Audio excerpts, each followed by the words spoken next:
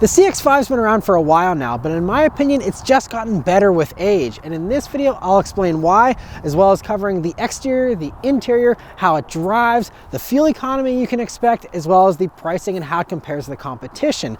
But as far as the exterior goes, it got a nice refresh here in the 2022 model year, and that continues on here for this 2024 model we're looking at here, but it's still a really good look. And I think one of the ways that this has gotten better with age is the fact that Mazda hasn't gone rugged with the CX-5. Now they have answered that call with the new CX-50, which is sold alongside this, which is very similar in price and in size, but it's just a little more rugged and also the newer of the two. But I love that this is just okay with being a street-bound crossover. And yes, it does have an off-road mode and it can do some stuff as well, but it doesn't need to be shouting at you that, hey, I can go off-road. Like, it's just streamlined, smooth, you know, you don't have any body cladding here. It just looks great. But I love these new headlights you got in 2022, which have the new little DRLs in them that give it some extra sophistication. And you also got the new front bumper there that's a little more streamlined, and that nice large grille, which has some brighter accents here on this top Signature trim we're looking at. You also have some nice 19-inch wheels here on the Signature, as well as these silver mirror caps, and going down to the sides and the back, just a really great profile. Again, I love the fact that there's no body cladding here. Now on lower trims of the CX-5, you still will have a little bit of black plastic around the fender area, which is, you know, to be expected, but I love that on these upper trims it's painted body color and looks really classy.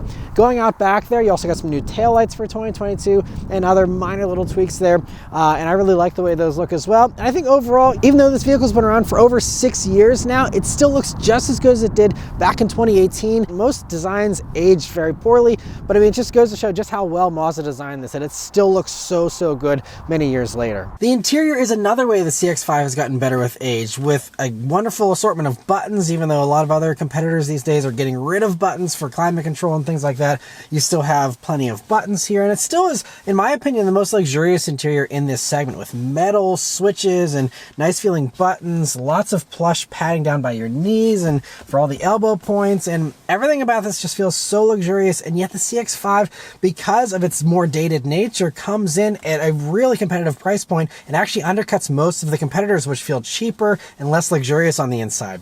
But if you want to hear all the details on the CX-5 interior, my wife and I just did a full in-depth interior review on this vehicle, so I will link that at the end of this video. You can go watch that if you want to hear all the details on this interior. Overall, it's not the biggest interior in this segment anymore. Some others do offer more space, but none of them offer as much luxury, and none of them have the great execution that this does. You know, it's great that in 2022 you also had this touchscreen that came in, and it works for Apple CarPlay and Android Auto wirelessly and does touchscreen with that, but you do have to use a controller wheel for Mazda's own menu system. It's not as bad as it might sound, and you get used to it pretty quickly, in my opinion. And overall, just everything about this interior is just really nice still. But let's start it up and go for a drive. The CX-5 still uses Mazda's key they've had for a while now. It's a really nice key. It has just the little buttons there on the side of it, and just, you know, a pretty nice, high-quality feeling key. But of course, it is keyless access, keyless entry, and push-button start. So you just leave the key in your pocket, hit the engine start button, and it starts right up. All right, so setting off here in the CX-5 Turbo. So the first things you notice about it, I think the first thing that I really appreciate is the fact that you have a nice high seating position, but the dashboard and all that still comes down nice and low. So everything sits down nice and low, which I really like, because some others, you know, while they'll give you a high seating position, they'll also have a high dash and all that. This, it really all lays down nice and low so that you can see forward very well. Pretty thin A-pillars here, mirrors off onto the doors. All that just makes it very easy to drive this vehicle. You do also here on this top Signature trim get the 360-degree camera, so that'll, you know, help you to have yourself covered from every single angle whenever you're parking. You also have a great view out of the back here, and so overall very easy to drive the CX-5. Another thing that I really am appreciating right off the bat about the CX-5 is the throttle response. The throttle response is some of the most immediate and responsive throttle tuning that I've ever encountered, but it's not jumpy. It doesn't feel like the vehicle's always trying to take off on you or anything. It's just the perfect amount of response. Honestly, I wish there's some sports cars that don't have throttle response as good as the CX-5 does. It is so good, and so, you know, for someone who's not an enthusiast, what it translates to is just the vehicle always doing what you want it to do, and that's paired up with a really well-tuned 6-speed automatic transmission. Again, not the newest thing out there, but it works, and it works really well. Gives you downshifts immediately whenever you need it. It's not hunting around for gears. It just works really well. I also love the brake pedal. It has a decent amount of weight to it, and it starts to bite right towards the top of the pedal, but it's not so touchy that you have to be delicate with your brake inputs like you have to be with some of the others sometimes. And so all the driver inputs are so well done on the CX-5. The only little thing I will comment on is that the steering weight is a little heavier than some of the other competitors, but honestly, steering weight is also lighter than the CX-50. And the CX-50, I think they really went overboard with the steering weight. If you're comparing between the CX-50 and the CX-5, test drive a CX-50 before you decide to go for that one, because I really like the steering feel much better in the CX-5. It's more of what you're expecting from a crossover, you know, something that's a little bit lighter, but it still feels nice and weighty. It still might even be a tad bit too heavy for some, and I think, you know, at low speeds here it feels great, but up at higher speeds I do wish that it didn't get quite as heavy as it does still. And I do like that some of the other competitors do have slightly lighter steering. I think, again, for this class of vehicle, no one's trying to drive it like a sports car. There's no need for heavy steering in my opinion, but you know, overall still really good. I also love how quiet it is in here. The CX-5 is typically one of the quietest in its segment, and I think it actually kind of rivals some of the actual luxury competitors, and you know, it's really nice, and we'll be on some rougher roads here to demonstrate that. But first, I'm going to go ahead and put it up into the sport mode that it has. There's also an off-road mode, but sport mode will give you some quicker throttle response and a little bit of a sportier transmission tune. But let's turn on to this back road and see how it does.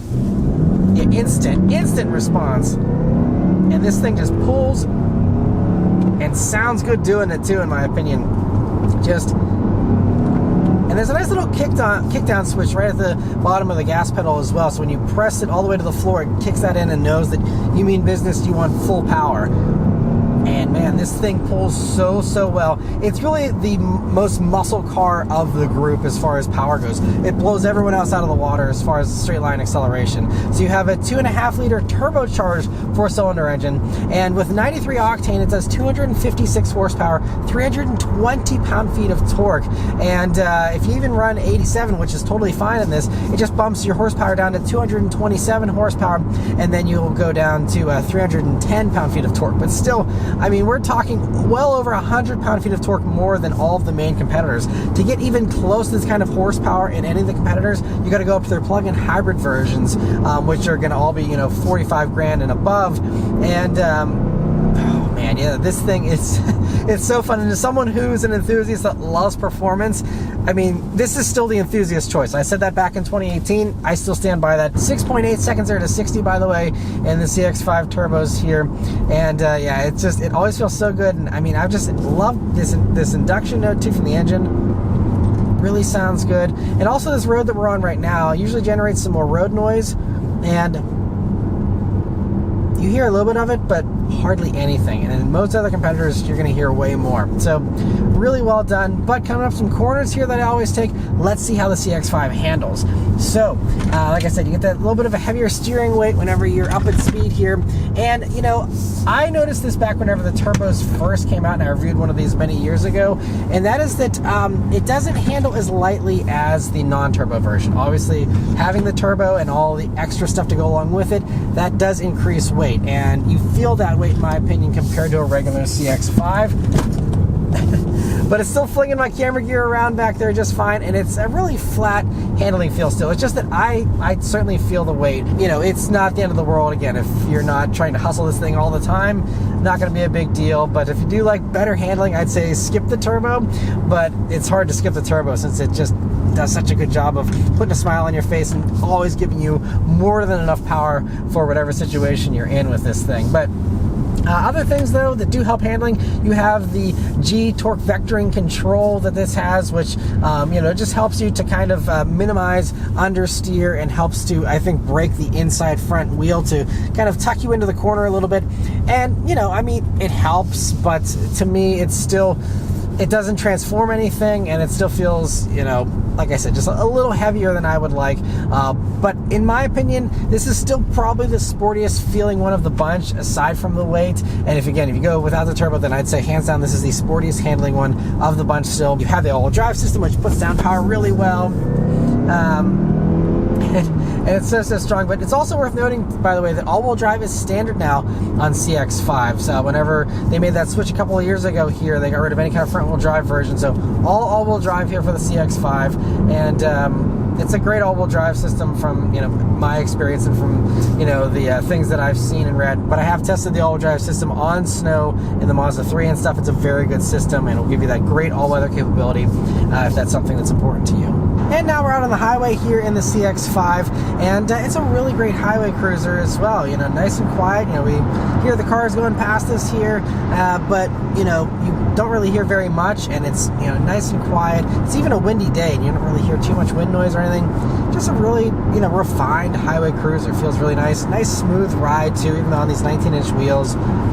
It's really been a nice smooth ride. That's one thing I didn't comment on earlier, but really happy with the ride this week. Hasn't been too rough at all. And I also have the adaptive cruise control system on, which you do have here, and it also does have lane keeping assist. So I have all of that turned on. We will see how it does. Mazda's system has been pretty lax in the past, where it isn't very good at holding road lines, so it's not quite as attempting to be a assistance as other systems. It still seems like it defaults more to the driver doing most of the work here. It's of course a hands-on system still, like all the vehicles in this segment. They're all hands-on systems still.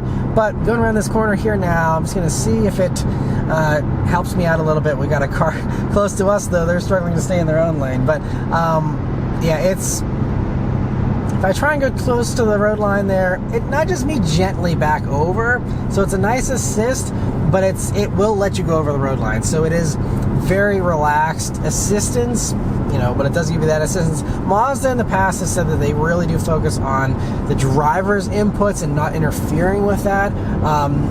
But it's still kind of crazy that their lane keep assist system will let you go right over a lane, when most other systems will let you also do that, but you have to have a little more force and be more intentional about that than this one, which just lets you kind of wander around however you'd like. But anyway, it's nice. It has the adaptive cruise nonetheless, and that's worked great this week, at least just, following cars and all that kind of stuff. As far as other safety tech goes, Mazda does a really good job. I mean, in addition to the fact that, you get the top safety pick awards and top safety pick plus here with, the whole Mazda lineup pretty much, you also have like blind spot monitoring as standard. Many other car companies make you pay extra for blind spot monitoring.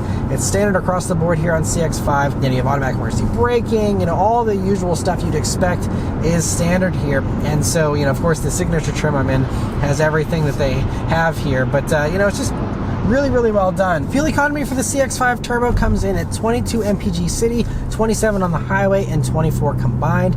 In my driving here, I did 96 miles of driving, and it's showing me 20.2 mpg. Now, I did do a lot of sitting around and idling to film the interior review and all that with my wife. So I was seeing about 21 before then. So I'd say 21 is a safer bet. And, I typically do get 1 to 2 mpg less than the city rating in my driving here whenever I have vehicles for a week like this. And so, sitting at 20 whenever, or 21, whenever I was expecting to get, around that, since 22 is the city rating, I'm happy with that. Again, for how much horsepower and how much punch this thing has and how much luxury it has as well, I mean, I think that that's, totally acceptable fuel economy. But it is worth noting it's not going to be the best out there, and many of the other competitors do offer a hybrid version. There's no hybrid version of the CX-5 available. So if you want better fuel economy, I would just suggest going down to the base engine. If you want even better fuel economy, go down to a real base trim, which has smaller wheels and will get better fuel economy than these larger wheeled versions will. But regardless, it's still pretty par for the course fuel economy. Nothing to really, say is a standout or anything like that. And then the last thing to mention here is the pricing and how it compares to the competition. And that is something that is a certain standout here with all the competitors these days really ballooning in price, and yet the CX-5 has stayed pretty nice and low, relatively speaking. So the CX-5s here start right over $30,000. I think $30,720. And then this one, as tested, being the turbo, fully loaded signature trim here, is just over $42,000. And if you don't need the turbo motor, but you still want all the luxury stuff, you can still get most of the same luxury stuff, although some things are exclusive to the turbo here. But most of the same, core stuff and core features in a top version, the Premium Plus version of the regular CX-5, and those will come in right around $38,500. And that is it's amazing how much it undercuts all the other competitors, because when you look at like the main top two competitors here, you know, the Honda CR-V, Toyota RAV4, both of those are only about $500 less than this turbo version. And I mean, so that means you're coming in $3,000 more whenever you're talking non-turbo CX-5 versus all those competitors. And you know, that's kind of the more fair comparison, because again, no one matches this kind of power unless you go to their plug-in hybrid versions, which are $45,000 to $55,000, you know, for the Toyota RAV4 Prime, and like the Hyundai Tucson plug-in hybrid, Kia Sportage plug-in hybrid. The Honda doesn't even offer that. And also, it's worth noting that top Honda version forces you into a hybrid. So if you don't love the hybrid thing for whatever reason, you know, that's going to be another reason why, you know, CR-V is going to be a little bit more prohibitive compared to you know, CX-5 and the other competitors. But it's just amazing that, you know, for basically the same money as a fully loaded, much slower, much less luxurious competitor, again, the top selling ones, the RAV4 and the CR-V, you can have way more horsepower, more luxury, and a vehicle that just isn't the freshest thing out there, but it still looks fantastic and feels every bit as nice, if not nicer, than those vehicles, you know. And yes, the RAV4 and the CR-V are going to have a tiny bit more rear seat legroom, I think, maybe a tiny bit more cargo space as well. If you need every last inch of space, you know, maybe this CX-5 won't be the best choice. But outside of that, I mean, this just kills everybody else with the, whenever you compare it price-wise. It's just, there's nothing that comes close, honestly. I mean, there's the Forester, which matches a non-turbo CX-5 pretty closely at the top trims there. But Forester interior is so far and away worse than this. Hands down, easiest decision of the bunch here to go for one of these over Forester, in my opinion at least. Forester, even the brand new one that's coming here for 2025, is a far cry from as nice as you know, this old CX-5 is. So wouldn't consider the Forester a good competitor, honestly. Now you do have the refreshed Tucson here from Hyundai and the Kia Sportage, which has got some new styling. Both of those are very impressive. Now the Tucson's going to come in about $1,500 more expensive than a comparable CX-5 without the turbo. Again, they can't touch this turbo version, but just talking regular CX-5 here. The Sportage does come in a couple $100 cheaper, and I think that's honestly the best alternative to this. It's very nice. You can get that with like quilted seats and all kinds of very plush features. You know, it still doesn't feel, the buttons don't feel as nice as the Mazdas. The driving experience isn't as good as the Mazda. So the Mazda would still be my choice, but Sportage does at least come in less. So if you're looking to save a little bit of money and you don't need to have the best handling dynamics and the utmost nicest button quality, you know, Sportage is, you know, a good competitor in my opinion, and I reviewed one of those last year and was very impressed with it. The Mitsubishi Outlander is also another great competitor. I have not tried the base motor version, I've only tried the plug-in hybrid version, but the Outlander is a very nice vehicle. It does have a very nice interior, not quite as plush as this, but is still a very nice interior. Also handles very well even for that plug-in hybrid version. The other thing is, whenever you don't go for the plug-in hybrid, you get a regular CVT transmission, and you know, it's just not quite as impressive from a driving experience as far as straight line acceleration compared to the, again, great 6-speed automatics you have in all the CX-5s. And so I think for that reason alone, just ditching the CVT and going for a regular automatic is why the CX-5 is still, in my mind, above the Outlander. But the Outlander is another one, you know, there's often deals on those and stuff, so if you're trying to save a few bucks, you know, would be another one worth considering alongside the Sportage, you know, if you don't need the absolute best driving experience possible. But it still is just amazing that, you know, most of the main competitors, just, it blows my mind that they are as expensive as this turbo, you know, signature trim of the CX-5 with Napa leather, with, you know, bigger screen, all the luxury, all the extra quietness. I mean, just all the extra stuff you get here in the Mazda. There's no mystery in my mind why this is not only the #1 seller for Mazda, but also why it's one of the top selling vehicles in this segment. Especially these days, I think that it's my final point of how this has gotten better with age. While everyone else has had their prices balloon, the CX-5, you know, it's towards the end of its life here. It doesn't need to, you know, have these huge price hikes for a new generation like many of the others have made a jump for a new generation recently. No such jump here, and they've kept the pricing really low and reasonable on these, relatively speaking, and I think that that is really commendable, especially these days where people are more price sensitive than ever. The fact that this comes in as, in my opinion, the best value really in this segment is really awesome, and is why the CX-5, for these past 6 years has always been my go-to choice. People say, what do you recommend as far as compact crossovers? CX-5, easy choice. I still, after revisiting this vehicle and spending another week with it here, again, easy choice still in my mind. CX-5 would be my pick if I had to put my own money down on a vehicle in this segment. It would be CX-5 all day, every day. So anyway, that's all of my thoughts here on the CX-5 Turbo. Let me know your thoughts on it in the comments below. Huge thanks to Mazda for providing me here with the CX-5 to review for you guys today. Thank you all very much for watching, and I'll see you on the next one. Take care.